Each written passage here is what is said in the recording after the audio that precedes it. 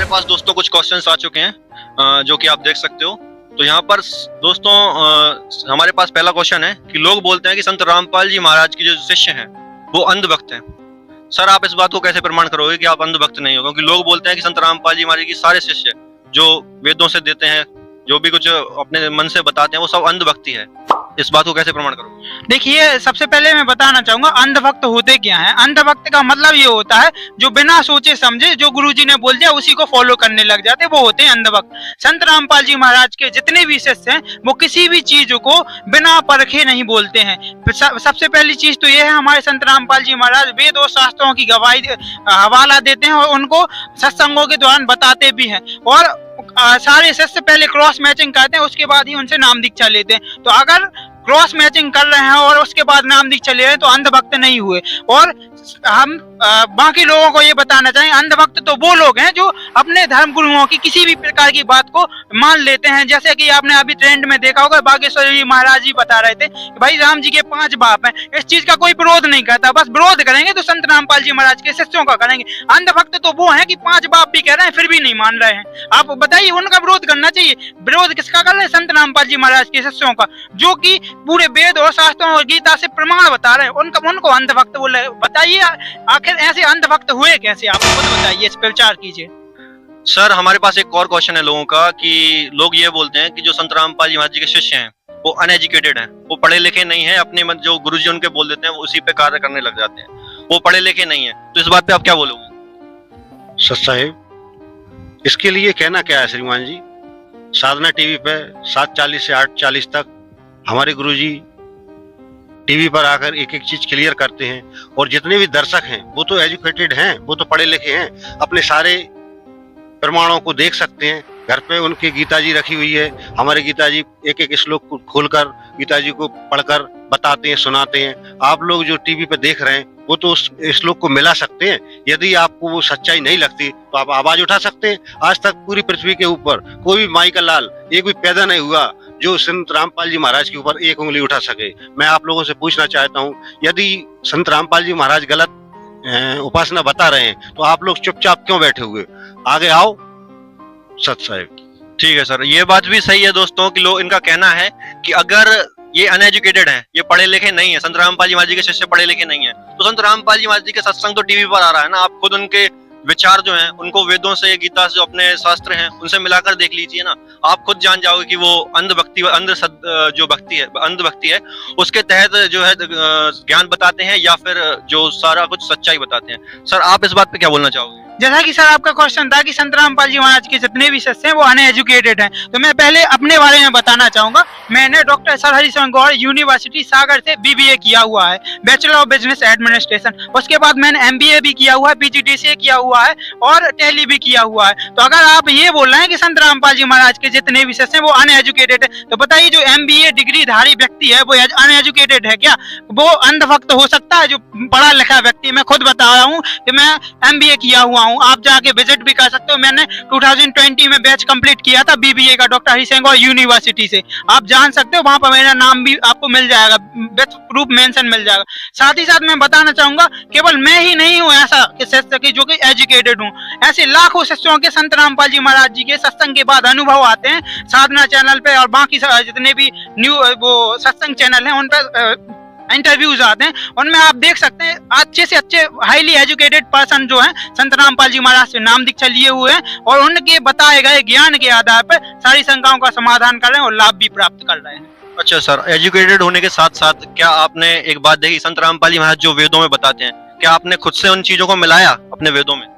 बिल्कुल सर, मैं इस चीज को भी प्रमाणित करना चाहूंगा। क्या है, मैंने भी इसके पहले बहुत सारी वीडियोस में मतलब संत रामपाल जी महाराज का विरोध किया है। कई बार मैंने भी बोला है कि संत रामपाल जी महाराज ऐसा है वैसा है, बहुत सारी चीजों में मैंने भी आर्गुमेंट्स किए हैं भक्तों के साथ। उसके बाद मैं निष्कर्ष पे पहुंचा, क्योंकि मैं बताना चाहूंगा मैं ना तो आस्तिक हूँ ना ही नास्तिक हूँ, मैं हूँ वास्तविक। वास्तविक मतलब ये होता है जो वास्तविक चीजों को मानता हो। तो मैंने पहले वास्तविक चीजों को रिसर्च किया हुआ है, मैंने उन चीजों को पढ़ा हुआ है। जैसे संत रामपाल जी महाराज बताते हैं कि जो गीता ज्ञान दाता है वो श्री कृष्ण जी में प्रवेश करके काल बोल रहा है गीता का ज्ञान। तो गीता का अध्याय 11 श्लोक 32 में कहा गया है। यही चीज मैंने नोट डाउन की और गीता में गीता प्रेस गोरखपुर से मिलान भी किया है। गीता अध्याय 11 श्लोक 32 में साफ साफ कहा है कि वो गीता ज्ञानदाता जो है वो काल है, श्री कृष्ण जी के शरीर में बोल रहा है। अगर श्री कृष्ण जी होते काल तो श्री कृष्ण जी तो अपने आप को शांति दूत प्रकट कर रहे थे। वो खुद बोल रहे थे कि भाई युद्ध ना लड़ो, शांति का प्रतीक है। वो कभी बोल ही नहीं सकते युद्ध के खिलाफ थे। और संत रामपाल जी महाराज अनेकों प्रमाण दिए हैं। गीता अध्याय 18 श्लोक 62 में कहा है कि सर्व मतलब जितने भी धर्म और कर्मों को छोड़कर श्री कृष्ण जो मतलब जो ज्ञानदाता गीता ज्ञानदाता वो खुद बोल रहा है किसी और की शरण में जा।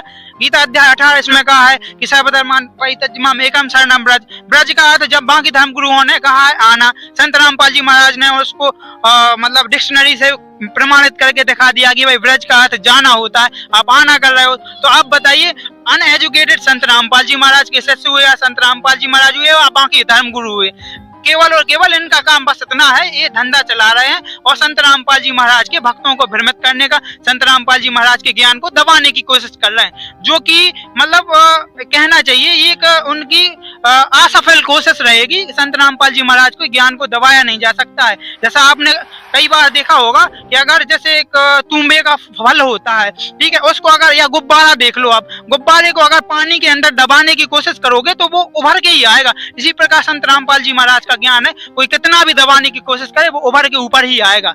ठीक है, तो आपको यही बताना चाहूंगा संत रामपाल जी महाराज जी का जो ज्ञान है वो वेद प्रमाणित है, सभी वेद और शास्त्रों से प्रमाणित है। मैंने और बाकी जितने भी शिष्य हैं वो सारी इन चीजों को रिसर्च करते हैं, आफ्टर डेथ वो नाम दीक्षित लेते हैं। तो हम क्लियर हो चुके। नेक्स्ट हमारे पास दोस्तों क्वेश्चंस हैं आप ही लोगों के दर्शकों। तीसरा क्वेश्चन हमारे पास ये है कि लोगों का यह भी कहना है कबीर साहिब जी सिर्फ एक भक्त थे जो कि राम जी के भक्त थे और उनने अपनी वाणियों में बता रखा है कि वो राम भक्त हैं। और मतलब जैसे आपने उनकी वाणी सुनी होंगी कि राम नाम की लूट है, लूट सके तो लूट, ऐसे करके उनकी काफी वाणियां हैं। तो सर आप इस बात पर क्या कहोगे? संत राम वो कबीर साहिब जी जो आप जिनको भगवान बताते हो वो राम जी की भक्ति करते थे, वो खुद एक भक्त थे, ऐसा कुछ बात है क्या? देखिए सर, जो भी मतलब अभी तक भ्रमण आए हैं कि जो कबीर साहब जी हैं वो संत थे, महात्मा थे या कवि थे, तो ये बात सही है कि भाई वो संत थे, महात्मा थे, कवि थे। कवि का एक रोल किया है लेकिन वो साक्षात पूर्ण परमात्मा थे। रही बात की जो कबीर साहब जी हैं वो राम की भक्ति बताते हैं। तो राम के बारे में कबीर साहब जी ने कहा है कि 4 प्रकार के राम बताए हैं। एक राम दशरथ घर डोला, एक राम का जगत पसार, एक राम त्रिभुवन से न्यारा। तो जो चौथा राम है वो सभी जगह से न्यारा है। वो जो आदि राम है उसके बारे में बताया गया है। आदि राम मतलब पूर्ण परमात्मा के बारे में बताया गया है। इसी प्रकार ऋग्वेद मंडल नंबर 9 सूक्त 82 मंत्र नंबर 1 और 2 में बताया गया है कि वो कबीर साहब भगवान है। कबीर देव साफ साफ लिखा गया है। ऋग्वेद मंडल नंबर 9 सूक्त 96 मंत्र नंबर 3 में लिखा गया है। शायद इसमें थोड़ा बहुत कंफ्यूजन भी हो सकता है, इसके लिए आप मिलान भी कर सकते हो, क्योंकि एक्यूरेट अगर आपको जानकारी चाहिए तो संत रामपाल जी महाराज का आप सत्संग सुन सकते हो। और जो पुस्तकें हैं उनमें प्रूफ दिया गया है कि भाई कौन सा मंडल है, कौन सा श्लोक है, उसमें सारा कुछ कबीर साहब जी के बारे में बताया गया है। इसी प्रकार से जो कबीर साहब जी हैं वो साक्षात पूर्ण परमात्मा थे और पूर्ण परमात्मा की लीलाओं में लिखा है, ये हमारे वेद गवाही देते हैं कि वो एक शिशु की लीला करते हैं और कुंवारी गाय का दूध पीते हैं। आज तक आप बताइए कौन सा राम है ऐसा जिसने साशरीर प्रकट हुआ हो, साशरीर यहाँ से गया हो और कुंवारी गाय का दूध पिया हो? इसमें साफ साफ ऋग्वेद में, सामवेद में, अथर्ववेद में, सारे चारों वेदों में प्रमाणित किया गया कि कबीर साहब भगवान है वो इसी प्रकार की लीलाएं करते हैं, कवियों की तरह आचरण करते हैं, कुंवारी गाय का दूध पीते हैं। आप बताइए श्री कृष्ण जी ने कुंवारी गाय का दूध पिया गया, प्रकट हुए, बेलिए के एक बाण से उनको मृत्यु को प्राप्त हुए। ठीक है, जो हमारे श्री रामचंद्र जी हैं वो भी सरयू नदी में जल समाधि ली और समाप्त हुए। तो आप बताइए केवल एक पूर्ण परमात्मा है जो कबीर साहब हैं, जो कि मगहर में साशरीर मतलब मगहर में साशरीर गए थे या मगहर से सतलोक गए थे और कमल के फूल पर प्रकट हुए थे, जो कि नीरू और नीमा को कमल के फूल पर प्राप्त हुए थे। तो आप बताइए ऐसी कोई और लीला करता हो तो मैं मान लूंगा भाई कोई और भगवान है, वो कोई और राम है। वो तो खुद ही राम थे, कबीर साहब आदि राम है। ठीक सर, ये इस बात पे गौर किया जा सकता है। लेकिन अभी आपने एक वाणी बोली थी जिसमें आपने बोला कि एक राम घट में बैठा, ऐसी एक वाणी बोली थी। उस वाणी में आपने 4 राम बताए थे। क्या आप उन 4 राम को डिस्क्राइब कर सकते हो हमारे व्यूअर्स के लिए? देखिए ऐसा है कि चारों राम, ऐसा है कि जैसे आप जानते हो कि भाई एक राम का सकल पसारा, ठीक है, जो चौथा राम है उसका सकल पसारा है, और बाकी हम जो राम को मानते हैं, जैसे एक राम दशरथ का बेटा, दशरथ के बेटा श्री रामचंद्र जी हैं, जो कि त्रिलोकीनाथ है, विष्णु जी के अवतार हैं, आपको पता है, क्लियर हुआ, ठीक है। ब्रह्मा विष्णु महेश के रूप में भी वो जैसे तीनों देवता हैं, इनको भी आप राम के तौर पर, श्री कृष्ण जी को भी राम के तौर पर मानते हैं, लेकिन जो आदि राम है, जिसका सकल पसारा है, जिसने सब कुछ बनाया हुआ है, वो आदि राम कबीर साहब है, मैं ये बताना चाहूंगा। तो आप ये कहना चाहते हो कि राम एक किसी इंसान या किसी देवता का नाम नहीं है, वो एक तरह की पूरी एक बना रखी है कि भगवान को किस प्रकार से बांटा गया है, उस हिसाब से आप राम को 4 बता रहे हो। हाँ, जैसा कि आपका क्वेश्चन है कि राम को क्यों बताओ, राम केवल एक पर्टिकुलर व्यक्ति नहीं है, व्यक्ति विशेष नहीं है, राम भगवान का नाम है, जो जैसे आप बोलते हो परमात्मा, ईश्वर, भगवान या फिर गॉड, इस प्रकार से आप बोलते हैं। आप सपोज कीजिए, आप भगवान को एक बार डिनाई भी कर लो, भगवान को एक एग्जाम्पल देके बता रहा हूँ, ये मंत्री होता है, आपने देखा मंत्री होता है, साहब होता है, ठीक है। आप किसी भी पर्टिकुलर डिपार्टमेंट में जाते हो, जैसे कोई एग्रीकल्चर डिपार्टमेंट का हेड है, तो वहां पर अगर कोई साहब बोल रहा है, तो इंडिकेशन किसकी ओर हो रहा है कि भाई उस पर्टिकुलर डिपार्टमेंट का हेड है, उससे साहब बोला जा रहा है। वहीं आप किसी मंत्रिमंडल में जाओगे, तो वहां पर जो मंत्री जी हैं, मुख्यमंत्री, मतलब जो वहां के हेड हैं, उसके लिए साहब बोला जा रहा है। इसी प्रकार जो राम है, वो पर्टिकुलर भगवान के लिए इंडिकेट किया गया है, ना कि किसी व्यक्ति विशेष के लिए। दशरथ जी के राम के लिए नहीं कहा गया है, तो वो आदि राम है, पूर्ण परमात्मा कबीर साहब जी के राम के लिए राम कहा गया है। अच्छा, तो दोस्तों, जैसे कि आपका क्वेश्चन था कि राम जी की भक्ति करते थे कबीर साहब जी, और अपनी वाणियों में भी राम राम बोलते थे, तो इनका कहना है कि राम जी जो है, राम जो बोल रखा है अपनी वाणियों में कबीर साहब जी ने, वो कोई व्यक्ति विशेष के लिए नहीं है, या फिर हमारे रामचंद्र जी के लिए नहीं है, क्योंकि आज तक हम राम जी का मतलब यही समझते थे, जो श्री कृष्ण जी के स्वरूप थे, उनको ही हम राम जी मानते थे। लेकिन राम का मतलब होता है भगवान। जिस प्रकार हम भगवान को कई प्रकार से बांट रखा है, उसी प्रकार हमने राम को भी कई प्रकार से बांट रखा है। जैसे सर ने 4 राम बताए, और चारों राम का मतलब भी बताया किस राम का क्या कार्य है, और जो पूर्ण परमात्मा है उसको भी राम बोल सकते हैं, और जो वाणी है, उस वाणी में भी राम जी का जो जिक्र है वो पूर्ण परमात्मा के लिए है। क्या यही कहना चाहते हो सर आप? बिल्कुल सर, मैं यही बताना चाहता हूँ कि राम जो है पूर्ण परमात्मा के लिए बोला गया है, भगवान के लिए बोला गया है। जैसे पर्टिकुलर डिपार्टमेंट में साहब जिसके लिए बोला जाता है, वो साहब भगवान है, मतलब वो साहब उस पर्टिकुलर डिपार्टमेंट का साहब है, ना कि वो मतलब किसी व्यक्ति विशेष का नाम है। साहब जिस उस गद्दी पे जो बैठा होगा उसको साहब बोला जाता है। इसी प्रकार राम का मतलब होता है भगवान, परमेश्वर, गॉड, ठीक है। अब वो गॉड कौन है? वो आदि राम कबीर साहब है। ये हमारे चारों वेद गवाही देते हैं। इसके लिए अगर आप और भी डिटेल इन्फॉर्मेशन चाहते हो, तो आपसे मैं यही हम्बल रिक्वेस्ट करूंगा कि आप संत रामपाल जी महाराज जी के सत्संगों को अवश्य सुनिए। संत रामपाल जी महाराज द्वारा लिखित जो पुस्तकें हैं उनका अध्ययन कीजिए, उन पर विचार कीजिए, और अगर आपको लगता है कि भाई इसमें कुछ गलत है, तो आप क्रॉस मैच कीजिए ना सर। आपके पास सारा कुछ तो अवेलेबल है, और एक ही वर्ड अगर संत रामपाल जी महाराज गलत बताते, संत रामपाल जी महाराज इतना ठोक के बोला है कि अगर मेरा एक भी वर्ड गलत सिद्ध कर दोगे ज्ञान के आधार पे, ऐसे तो वो हुआ भाई कुछ भी बकते रहो, अगर ज्ञान के आधार पे आप एक भी वर्ड गलत सिद्ध कर दोगे, तो मैं पूरे शिष्यों के साथ तुम्हारी शरण में आ जाऊंगा। कोई भी एक धर्म गुरु ऐसा हो कि सिद्ध कर दे एक भी वर्ड गलत, तो सदगुरु रामपाल जी भगवान जी की। तो फिर सारे धर्म गुरुओं को कौन सा सांप सूंघ गया? क्यों नहीं आते हो आप लोग भाई? करो ना सिद्ध संत रामपाल जी महाराज को, ज्ञान में परास्त करो, तब तो माने। ऐसे तो लड़ाई झगड़ा कुछ भी हुआ भाई बकने में तो सभी माहिर हैं भाई। ज्ञान के आधार पे अगर सच में आप धर्मगुरु हो, सच में आप भगवान, मतलब आप एक उच्च पदवी पे विराजमान हो, आप एक जनता को सही गाइडलाइन दे रहे हो, तो आप आके सिद्ध करो ना। अगर आप सही हो तो सही बताओ। दूध का दूध पानी का पानी तभी होगा जब आप आमने सामने होंगे। पीछे ऐसे कुछ भी बोलते रहोगे, ऐसे कुछ नहीं होता है। दोस्तों, ये तो इनने सर ने बड़ा दावा कर दिया। ये बोल दिया कि जो भी लोग अंध भक्त के तहत लोग बोलते हैं कि जो संत रामपाल जी महाराज की भक्ति बताते हैं, जो लोग संत रामपाल जी महाराज की भक्ति करते हैं, वो अंध भक्त हैं, और सभी लोगों को कुछ ज्ञान नहीं है। तो अगर आपको ज्ञान है तो आप आकर इनसे ज्ञान चर्चा कर लीजिए, या फिर आकर आप इनसे बात कीजिए। आप वहां से बोलने से कुछ फर्क नहीं पड़ता, इनका यह कहना है। सर, आप एक बात बताइए कि जैसे लोग यह भी बोलते हैं, लोगों के ये क्वेश्चन है हमारे पास कि कबीर साहिब जी, जिस प्रकार आप सब कबीर साहब को भगवान बताते हो, उसी प्रकार जो अन्य लोग हैं संत रामपाल जी महाराज जी से जिन्होंने नाम दीक्षा नहीं ले रखी, वो लोग यह कहते हैं कि कबीर जी भगवान नहीं है, कृष्ण जी भगवान है, क्योंकि कृष्ण जी ने कई चमत्कार कर रखे हैं। क्या कबीर साहिब जी कोई चमत्कार कर रखा है? जी, कबीर साहिब चमत्कार नहीं करते हैं। और चमत्कार वो ऐसे करते हैं जो आम लोगों के लिए लाभदायक होते हैं। ऐसे चमत्कार करने वाले तो इस संसार में बहुत है। कृष्ण भगवान जैसे भी सैकड़ों हैं यहाँ पे। आजकल के जो ढोंगी बाबा हैं वो भी चमत्कार ही कर रहे हैं। जैसे कि बागेश्वर है ना, तो बागेश्वर जी भी बहुत भीड़ इकट्ठी करके मन की बात बता देना, तो ये उसके पास एक सिद्धि है मात्र, जो एक सिद्धि के बलबूते पर सारी जनता को घुमा रहा है ना। जैसे मदारी डमरू बजाकर सारी जनता को इकट्ठा कर लेता है ना। इस तरह से वो खिलाड़ी की तरह खेल खेल रहा है। लेकिन कबीर साहब जो है ये तो असंख्य शक्तियों के मालिक हैं। ऐसी सिद्धियां तो उनके पास अनगिनत हैं, लेकिन वो किसी के सामने चमत्कार दिखाते नहीं हैं। चमत्कार उनको दिखाते हैं, उनके घर में चमत्कार होते हैं जो लोग उन कबीर साहब का नाम लेकर उनके पूर्ण संत से, जो आज के समय में संत रामपाल जी महाराज पूर्ण संत हैं और कबीर साहब के जिनको कहना चाहिए आदेश पात्र हैं, और उनसे ही नाम लेकर जो व्यक्ति सुमरण करता उनके घरों में चमत्कार होते हैं। ये कबीर साहब और संत रामपाल जी महाराज गलियों में आकर यहाँ कहीं टेंट लगाकर और चमत्कार दिखाते नहीं है। जिन लोगों ने नाम लेकर भक्ति कर रहे हैं उनके घरों में आप पूछो, उनके घरों में देखो, लाखों करोड़ों अनुयायियों के घर, आज 9 करोड़ अनुयायी हैं, उनके सारे घरों में आज चमत्कार एक नहीं सैकड़ों में हो रहे हैं। सर देखो दोस्तों, ये बात हमारे पास ये भी क्लियर हो चुकी है कि कबीर साहब चमत्कार तो कर सकते हैं, और उसी प्रकार जैसे हमारे जो धर्मगुरु हैं वो एक जगह बैठकर किसी टेंट लगाकर यहाँ पर कहीं पर भी आश्रम में बैठकर वो चमत्कार दिखाते रहते हैं। कहीं कोई मन की बात बता देता है, कहीं कोई भूत भगा देता है।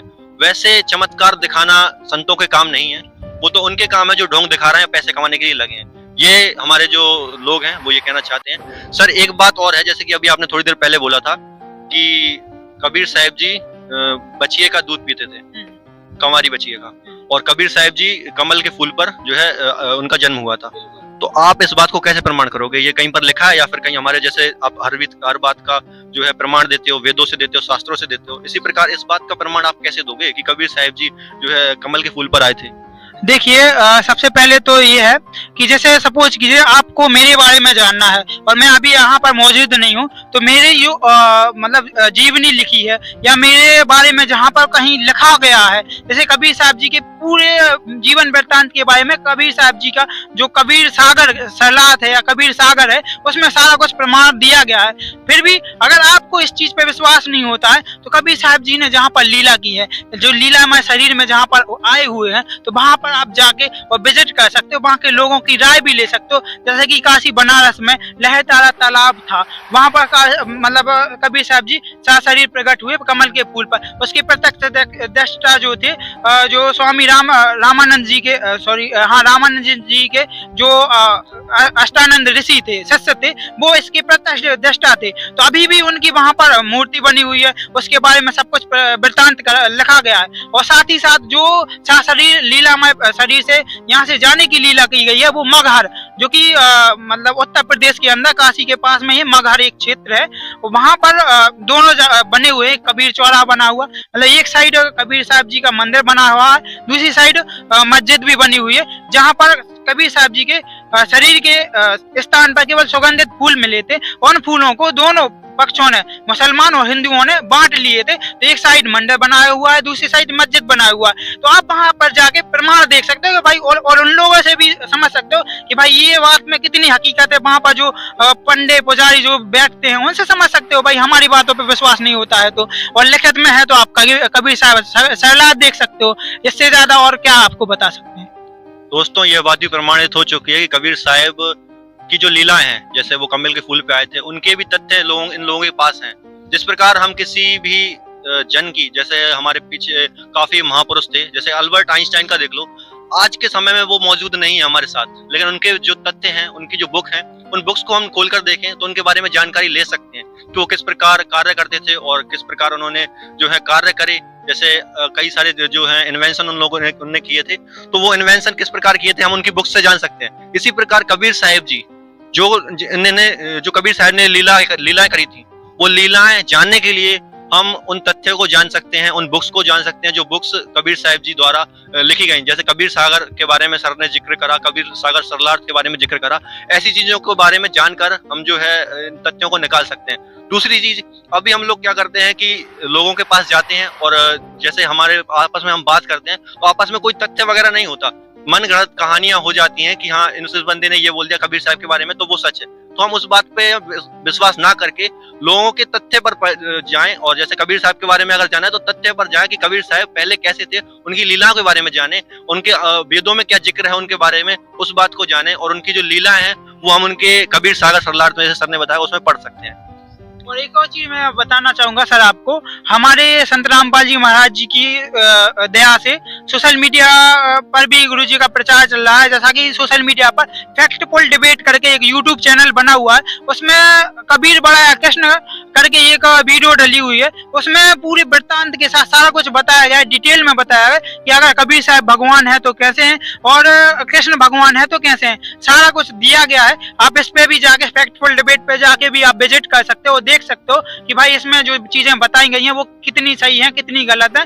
उन चीजों को आप विथ प्रूफ देख सकते हो। और भी हमारे संत रामपाल जी महाराज यूट्यूब चैनल है, इस पे भी आपको काफी वीडियोज और सत्संग मिल जाएंगे जिनमें आप प्रमाण के साथ देख सकते हो कि कबीर साहब भगवान है और वो लीलामय शरीर में आए हैं और उनने इस प्रकार की लीलाएं की हुई हैं। ठीक है जी, बस हम आपसे यही रिक्वेस्ट करेंगे, आप किसी की भी कई सुनी बातों पर बिल्कुल भी विश्वास नहीं कीजिए।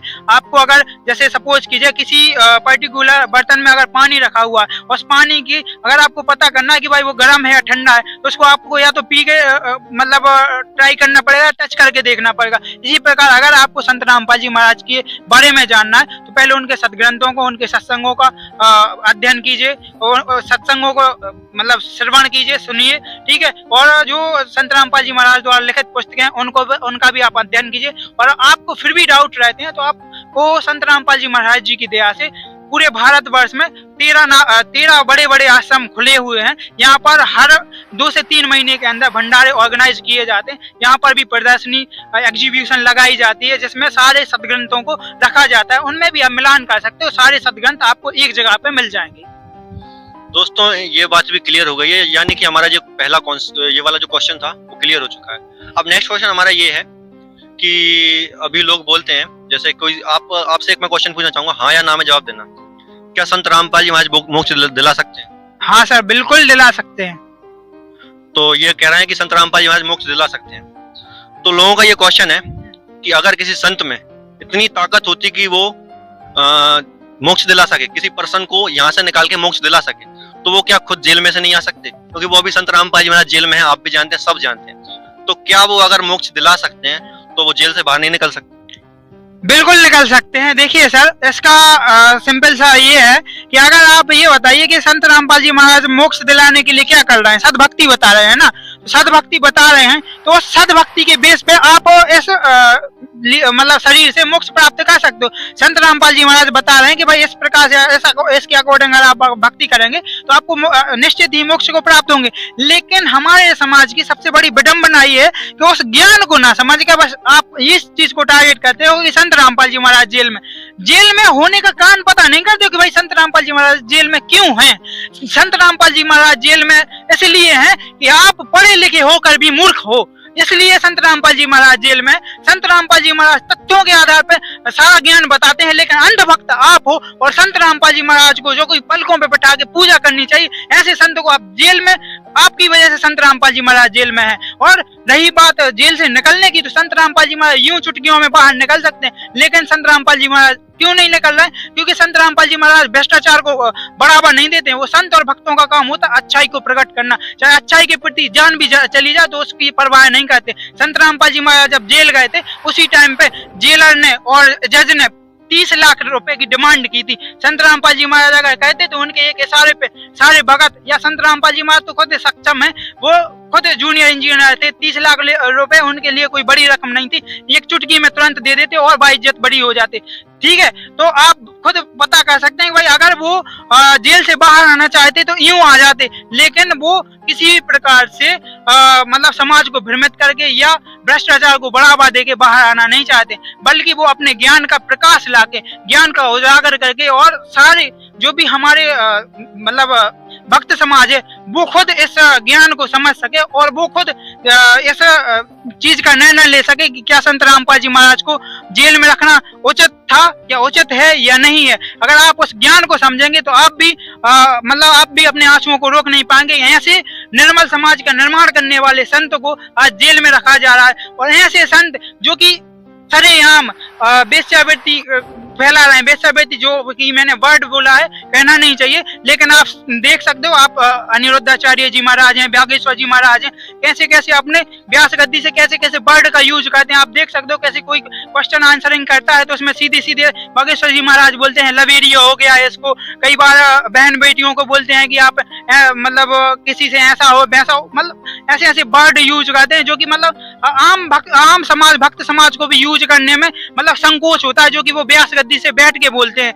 इन लोगों को जेल में डालना चाहिए, लेकिन इनको जेल में नहीं डाला जा रहा है। क्यों नहीं डाला जा रहा है? ये पैसा फेंकते हैं और तमाशा देखते हैं, और संत रामपाल जी महाराज भ्रष्टाचार को बढ़ावा नहीं देना चाहते हैं, इसी प्रकार से इसीलिए उनको जेल में डाला गया। और हमारा जो कानून है, कानून व्यवस्था है, यहाँ की सबसे बड़ी विडंबना ये है कि आदमी तो खत्म हो जाएगा लेकिन उससे केस खत्म नहीं होते हैं। भाई कानून व्यवस्था में सुधार होना चाहिए। मैं यही रिक्वेस्ट करूंगा कि सबसे पहले अगर आप चाहते हो कि भाई संत रामपाल जी महाराज जेल से बाहर आए, जेल से बाहर आने के लिए भाई जेल से बाहर आगे करेंगे भी क्या, आप ये बताइए। जेल में रह के ही वो सारी लीलाएं कर रहे हैं, जेल से बाहर आएंगे तो वही आप ही लोग जो अंधभक्त हो वो फिर से संत रामपाल जी महाराज के आश्रमों पे आक्रमण करेंगे, उनको सुख से चैन से जीने नहीं देंगे। भाई वो एक ज्ञान का प्रचार करने के लिए आए हैं, आपको सही राय बताने के लिए आए हैं, आप उनसे लड़ाई झगड़े मोल लेते हो, उनका ज्ञान का उतना ज्ञान से ना देके और लट्टों और घूसों से पत्थरों से पथराव करके देते हो। तो आप बताइए, उनके लिए तो सिक्योर जगह फिर जेल ही है, वो कहाँ जाएंगे भाई? इससे ज्यादा सिक्योर तो वो जगह हो ही भी नहीं सकती है।